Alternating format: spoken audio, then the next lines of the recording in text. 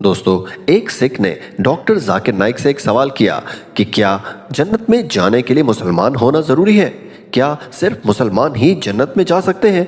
तो डॉक्टर जाकिर नाइक ने जवाब दिया कि सिर्फ अपने आप को मुसलमान बोलना जन्नत में जाने के लिए काफ़ी नहीं है। जन्नत में जाने के लिए 4 चीज़ों की ज़रूरत है। आपके पास सबसे पहले होना चाहिए ईमान। अगर आपके पास ईमान है कि अल्लाह एक है और अल्लाह के आखिरी नबी हज़रत मोहम्मद मुस्तफ़ा सल्लल्लाहु अलैहि वसल्लम है और बाकी चीज़ों पर भी ईमान है, तो सिर्फ आपका एक पॉइंट पूरा होता है।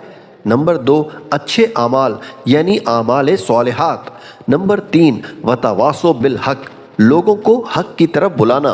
और नंबर 4, वतवासो बिस सब्र, लोगों को सब्र की तरफ बुलाना। जो इंसान अल्लाह के अलावा किसी और की इबादत करता है वो गलत है, वो जन्नत कभी भी दाखिल नहीं हो सकता। और ये बात तमाम मजहबी किताबों में दर्ज है। सुभान अल्लाह।